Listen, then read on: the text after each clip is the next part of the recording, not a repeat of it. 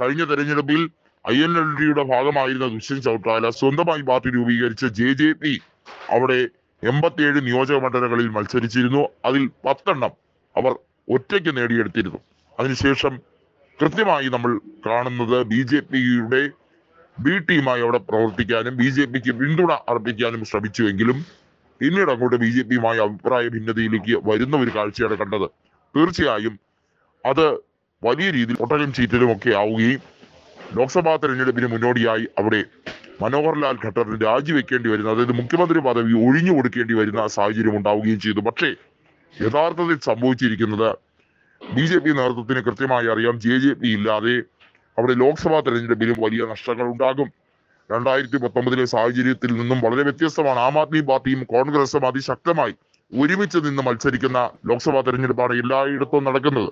10 ലോക്സഭാ തെരഞ്ഞെടുപ്പിൽ 10 ഹരിയാനയിൽ BJP നേതൃത്വത്തിന് ഏൽക്കുന്നത് വലിയ തിരിച്ചടിയായിരിക്കും എന്നുള്ള രീതിയിലേക്ക് കാര്യങ്ങൾ പോകുമ്പോൾ തീർച്ചയായും അത് നേതൃത്വത്തിനുണ്ടാക്കുന്ന വലിയ നഷ്ടങ്ങൾ അത് നികത്താൻ ബുദ്ധിമുട്ടേറും. കോൺഗ്രസ് 2024 നിയമസഭാ തെരഞ്ഞെടുപ്പിൽ തിരികെ വരും. അതിന്റെ ഒരു തുടക്കമായിരിക്കും അവിടുത്തെ ലോക്സഭാ തെരഞ്ഞെടുപ്പ്. 10ൽ 10 നേടിയെടുക്കും എന്നുള്ള കാര്യത്തിൽ ഒരു സംശയം വേണ്ട എന്നുള്ളതാണ് ഭൂപീന്ദർ സിംഗ് ഹൂഡ ആത്മാർത്ഥമായി പ്രഖ്യാപിച്ചിരിക്കുന്ന ഒരു കാര്യം.